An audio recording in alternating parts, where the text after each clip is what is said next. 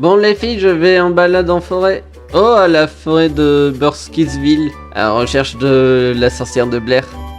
Tu es sûr que tu ne vas pas être accompagné? Oh, bon sang, tu n'avais pas déjà une chaîne sur Paranormal et Mystère?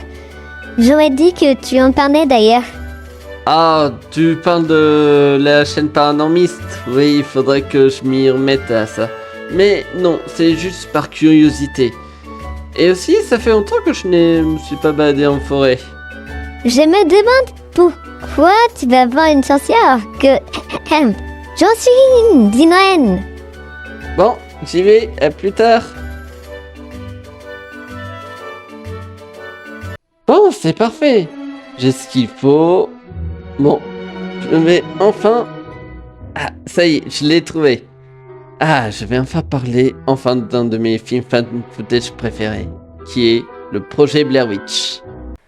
Le projet Blair Witch est un film bien connu pour être l'un des fan footage qui a réussi à faire un parallèle entre la fiction et la réalité. Et je vais pas vous mentir que ça fait longtemps que je voulais parler de ce film, qui est quand même l'un de mes films d'horreur préférés. Réalisé par Daniel Myrick et Eduardo Sanchez, qui sont leur premier film, s'inspirant non seulement de Cannibal Holocaust, le premier fan footage qui est arrivé au cinéma dans les années 80, et aussi des mythologies des premiers colons et de la chasse aux sorcières, avec des idées inspirantes de documentaires comme La Bombe ou La bataille de Gilogène. Il décide de faire un film tournant sur un groupe de jeunes qui partent en forêt pour trouver une sorcière. Mais la chose la plus réaliste également de ce projet et de ce film, c'est que les trois acteurs qui jouent les jeunes, que ce soit Heather Danow, Joshua Leonard et Michael C. Wallace, sont les vrais noms des acteurs qui sont non seulement les personnages, mais aussi les personnes de la vraie vie. Car oui, et c'était ça qui était génial. Et en plus, ils n'ont pas choisi n'importe qui. C'était des acteurs qui étaient pas connus pour des sitcoms. Mais aussi, surtout que ce qui était génial dans cette idée-là, c'est que ça montrait un contexte de quatrième mur. Comme si le fait de suivre les acteurs, on suivait non seulement des personnages, mais aussi surtout des personnes comme vous et moi. Et c'est avec une idée de génie de promouvoir le film via différents médias, comme des faux documentaires, des faux avis de recherche, et même, vu que c'est les débuts d'internet, de partager l'information, qui était encore génial, parce que internet était encore tout jeune à ce moment-là. Et le public a cru de A à Z, c'est limite que des personnes croient que ça a réellement existé, alors que non. Et c'est ça qui est vraiment génialissime, c'est que on pouvait croire vraiment que c'est réel. Mais ça a été démonté au fur et à mesure du temps, avec des suites qui sont assez moyens. Le 2, pourquoi pas, pour étendre le lore, mais le 3, à la poubelle.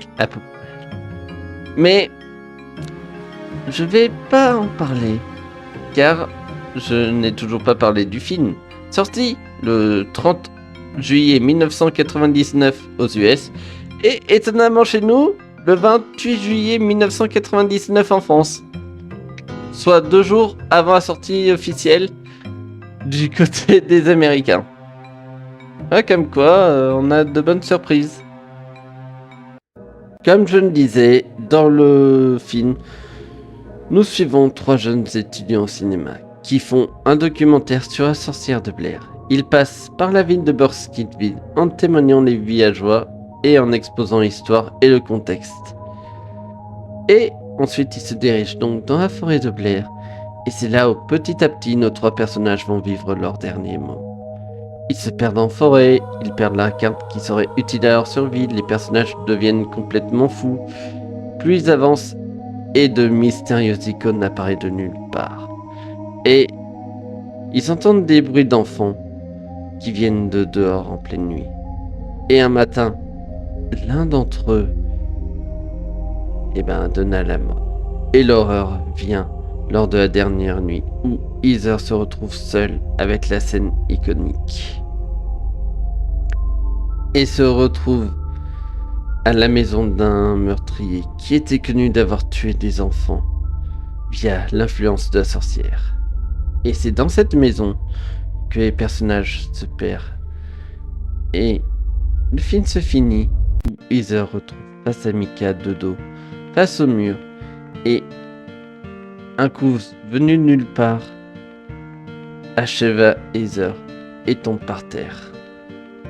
Et le film s'arrête ici. Ce film est génial, car la magie vient de ce qu'on ne connaît pas, car dans le film, c'est là où ça se joue. Sur le fait de ne rien voir, c'est là où joue l'imagination. Les seules infos viennent des personnages principaux et aussi des habitants du village. Et je précise, sans regarder également ce qu'il y a autour. Les théories sont dingues, en passant de plusieurs choses, genre le surnaturel, un possible meurtrier, car les deux garçons sont quand même assez complices au fur et à mesure du film, surtout dans certaines scènes, mais il y a quand même des scènes qui montrent aussi un petit côté surnaturel, genre des bruits d'enfants, l'apparition mystérieuse des Twana, ou encore même mieux des bruits inexpliqués. Les possibilités sont possibles, car on reconnaît vraiment comment devrait fonctionner un film fan footage. Sans montrer la menace, on n'a pas besoin de voir le monstre, car tout simplement on n'a pas besoin.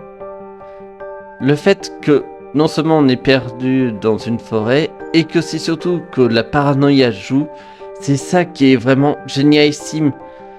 On peut faire que interpréter ce qui est la menace. Et c'est ça qui est vraiment génial. Nous sommes à la merci de l'imagination. C'est comme un roman. On voit pas, mais on imagine la situation ou les scènes. Et le fait qu'on ne sait pas vraiment ce qui nous pousse même par notre propre vision de l'histoire, et c'est ça qui rend le film vraiment génialissime. C'est comme l'appel de Cthulhu par exemple de H.P. Lovecraft ou n'importe la majorité de ses œuvres. La majorité c'est des témoignages également des héros. Et c'est ça qui est vraiment fun. En tout cas c'est ça qui rend que ce film est unique. Et ça restera toujours l'un de mes films d'horreur préférés, à côté de pas mal d'autres au passage. D'ailleurs, il y a un énorme média autour du film, comme des jeux vidéo, des romans, des suites, pour étendre l'univers, ce qui prouve que le projet Blair Witch est vraiment une icône de la pop culture. Bon, je m'enfonce un peu et... Hé Pep, tu fais une chronique Blair Witch et tu m'invites même pas? Phoenix? T'es con ou quoi? On s'était donné rendez-vous ici? Oui, c'est pas faux. Bon, tu as parlé des origines de Blair Witch, tu as parlé de ton avis. Maintenant, à moi de parler de mon avis et de 2-3 petits détails. Vas-y, je t'écoute. D'abord, pour commencer, je respecte énormément ce qui s'est passé lors de ce qui s'appelle de la diffusion et de la communication de ce film. Qu'est-ce qui s'est passé?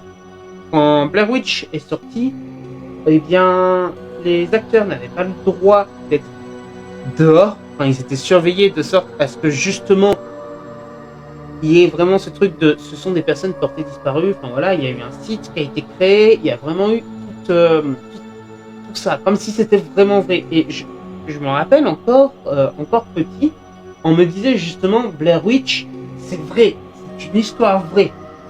Non, ce n'est pas une histoire vraie. Mais il y avait eu toute cette communication qui avait vraiment très bien marché pour l'époque. Parce que justement, tout le monde croyait que c'était vrai. Et aujourd'hui, c'est impensable. Avec les réseaux, avec cette communication, mais qui se fait comme ça, enfin, c'est impossible. On ne peut plus imaginer faire ce qu'a fait Blair Witch. Et honnêtement, c'est dommage. Cependant, parce qu'il y a toujours un petit cependant, le film n'est pas si ouf que ça. J'aime beaucoup les found footage. Cannibal Holocaust est théoriquement le premier found footage, mais on ne donnait pas encore ce titre. C'est un petit peu le fameux truc du... on crée un sous-genre, mais on le nomme pas parce qu'on n'en a pas besoin, il n'y en a qu'un seul. Et c'est après qu'il y en aura d'autres. Et Blair Witch est vu un petit peu comme le précurseur, parce que c'est vraiment à partir de Blair Witch qu'on va donner ce terme. Cependant, encore une fois, j'ai un souci avec celui-là. C'est un de mes sous-genres préférés du cinéma d'horreur. Mais le souci, c'est que on s'ennuie très vite devant un fan footage, parce que il suffit d'un détail. Un détail et on est sorti du film. Et Blair Witch, malheureusement, a ce détail. Mais, malgré... C'est bon. Et Blair Witch a ce détail. Mais malgré qu'il ait ces détails, ça reste un bon film. C'est un film qu'il faut voir, on va dire, au début de sa culture cinématographique. C'est un film à voir. En fan footage, par exemple, qu'il ne faut pas voir, il y a les Paranormal Activity, les REC, ne les regardez pas. Et je vais faire une petite ouverture par rapport au fan footage. C'est une saga qui s'appelle Senrutsu Faikeiki. Je fais mon forceur pour que tout le monde voit cette saga. Il y a 12 films, plus 12 courts-métrages. Enfin, c'est incroyable, c'est de la culture japonaise. C'est un chef-d'œuvre. Mais c'est pas assez connu, et c'est dommage. C'est les meilleurs fan footage que j'ai vus personnellement.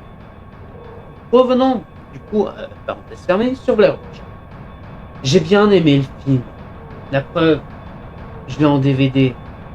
Il y a eu une suite. J'ai moins aimé la suite. Parce qu'elle est relou, la suite. Elle est inintéressante, la suite. Il n'avait pas besoin d'une suite. Justement, le premier se concluait très bien. Il ne fallait pas. Il avait une fin parfaite. Le fait que, voilà, on a retrouvé cette cassette vidéo, Blair Witch. D'ailleurs,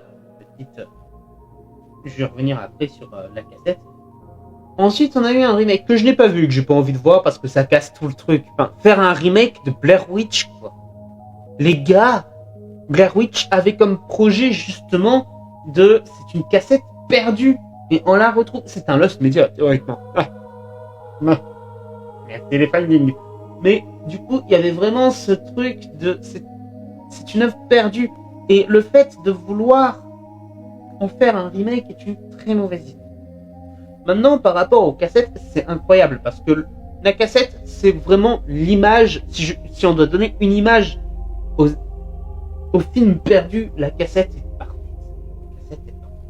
Et du coup, le fait d'avoir cette cassette, de la voir, de pouvoir mettre dans son lecteur VHS, de pouvoir voir Blair Witch comme ça doit être une expérience incroyable. Que malheureusement, je n'ai pas vécu car je l'ai vu en téléchargé. Ce qui casse encore plus. Je ne l'ai pas vu et pas découvert de bonnes conditions. Mais bon. J'ai assez divagué et je pense que vous avez compris mon avis. Blair Witch est un bon premier film d'horreur. Bon premier pas ou bon... Oui, film d'horreur à voir. C'est limite un des premiers films d'horreur qu'il faut voir, limite. Même si vous avez vu des centaines de films d'horreur, il faut voir Blair Witch. C'est trop important de le voir. Mais il ne faut pas s'attendre à de l'exceptionnel. Aujourd'hui, malheureusement, Blair Witch, je crois, de 98, un petit peu vieilli. Et c'est très dommage. Voilà. Bon. Qu'est-ce qu'on fait maintenant ? Tu sais, je suis venu chercher des réponses à cette forêt pleine de mystères. Et c'est sûr, au moins, ça donne un côté aventure. Mon Dieu, qu'est-ce que c'est que ça ? Oh, arrête, Phoenix, tu vas pas m'avoir. Cours, Tinrain ! Cours ! Oh, c'est juste... bordel, attends-moi, Phoenix. Ah Ah, ça a marché. Chaque année, comme quoi mon prochain Dimane se fait très souvent avoir.